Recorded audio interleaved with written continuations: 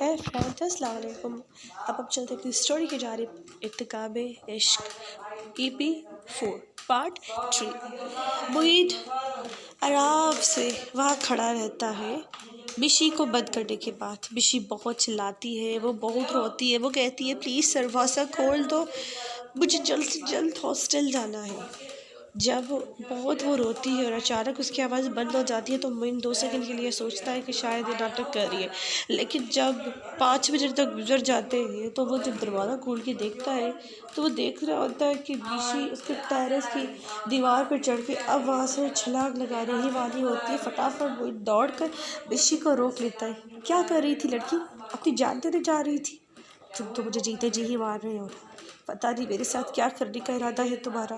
मैं अपने आप को कुछ भी नहीं होने दूंगी, तुझे जान दे दूंगी, लेकिन मैं अपने आप को कुछ होने नहीं दूंगी।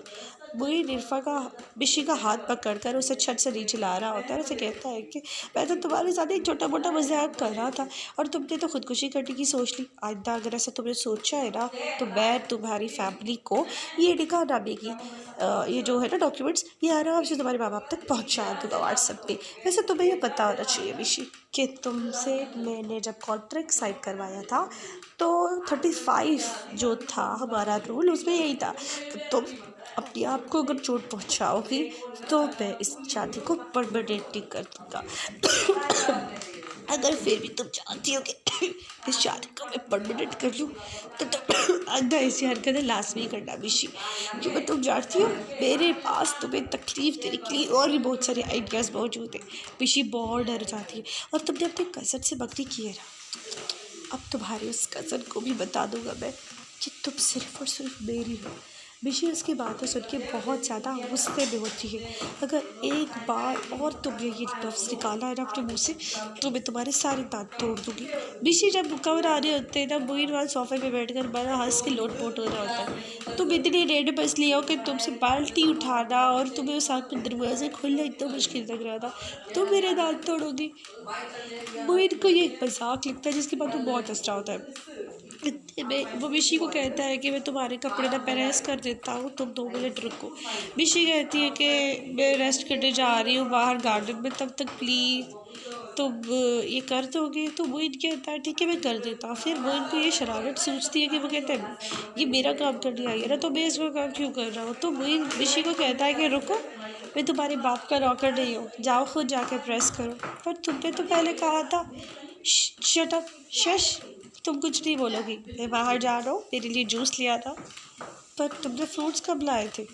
अरे यार फ्रूट्स तो पड़े रहते ना फ्रिज में, तुम ना ये ड्रेस व्रेस चेंज करके फिर आना।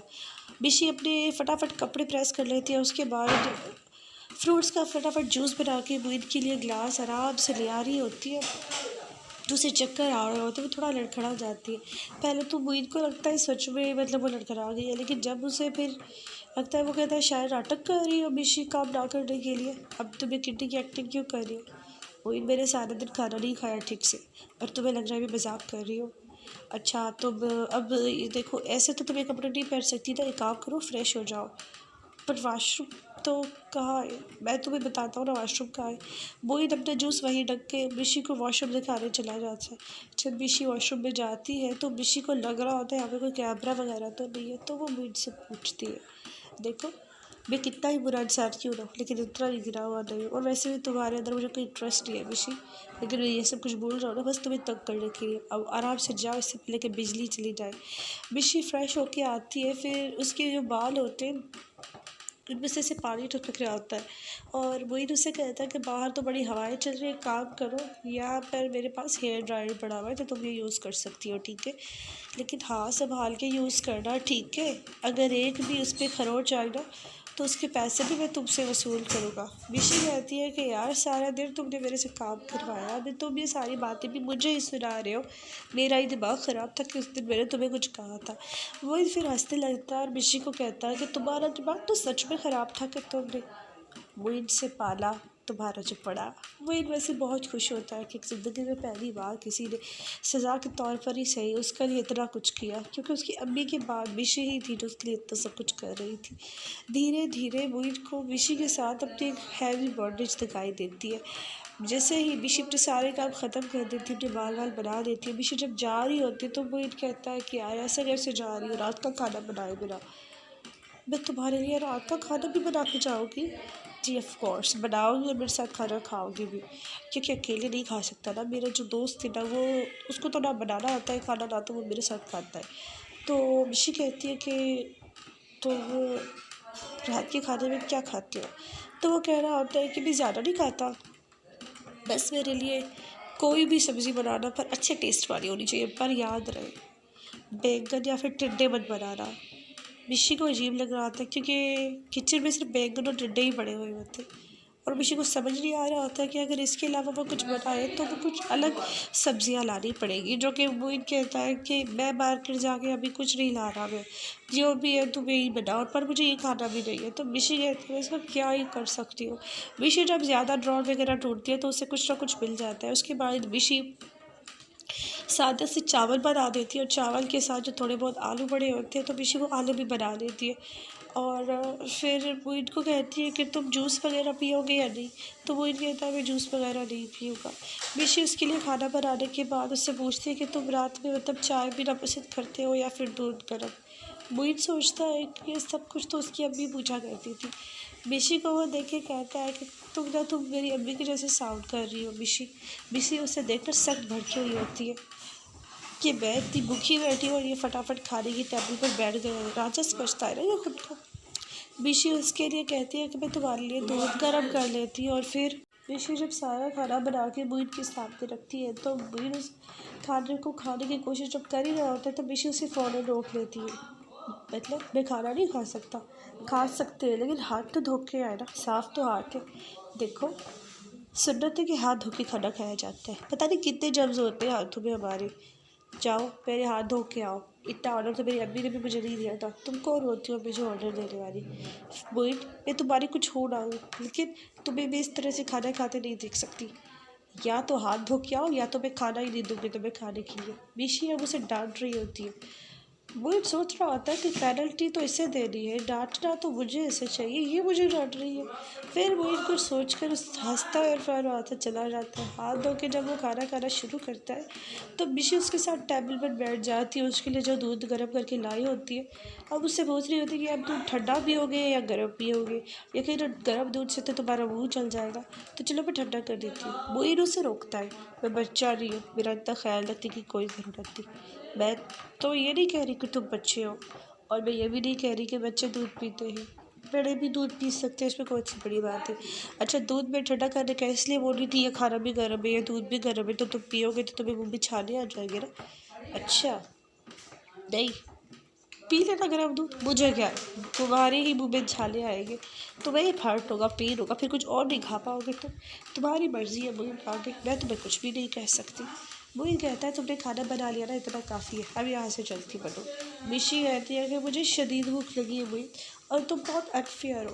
मैंने तुम्हारे लिए खाना बनाया, सज़ा तो तुम मुझे दे रहे हो ठीक है, लेकिन जेल में भी उनको खाना तो मिलता है ना मुजरिमों को। तुम तो मुझे उनसे भी ज़्यादा बदतर सलूक में रख रहे हो यार। वही जब ये सुनता है तो उसे बहुत ज़्यादा हंसी आती है। वो समझ रही होती है कि मोइन उसे एक जेलर की तरह ट्रीट कर रहा है, कि मतलब एक जेलर है और मोइन उसकी सज़ा देने के लिए किसी भी हद तक जा सकता है। लेकिन मोइन हंस के उसे अपनी प्लेट सामने कर देता है, कहता है कि मैंने इतना थोड़ा सा ही तो उठाया है खाना, तुम भी अपने हिस्से का उठा के आ जाओ। मोइन, तुम्हें पता है मुझे शदीद चक्कर आ रहे। अच्छा तुम रुको, मैं तुम्हारे लिए भी ले आता हूँ। तो मोइन मिशी के लिए भी प्लेट में खाना ले आता है। मिशी को याद आता है कि पानी उसने थोड़ा कम ही डाला है जग में, तो वो फ्रिज से 2 बोतल पानी ले आती है, वो उसी जग में डाल देती है, और वो अपने लिए जो बोतल होती है ना, वो जो सील पैक, वही वो खोल के पीने की कोशिश कर रही होती है। मुझे उससे कहता है कि ये सील पैक बोतल क्यों लाई, तो मेरे साथ यही पानी क्यों नहीं पी रही? तो तुम्हें लगता है कहीं तुमने इस पानी में जहर तो नहीं डाला? मिशी कहती है बकवास कर रहे हो, तो मैं तुम्हारे खाने में क्यों ऐसा कुछ करूँगी? मुझे उससे कहता है कि पहले मेरे खाने को ना तुम टेस्ट करोगी। मिशी कहती है मुझे क्या परवाह, खा लो तुम, मेरी प्लेट जो मेरे लिए लाया ना वो तुम खा लो, तुम्हारी वाली प्लेट मैं खा लेती हूँ।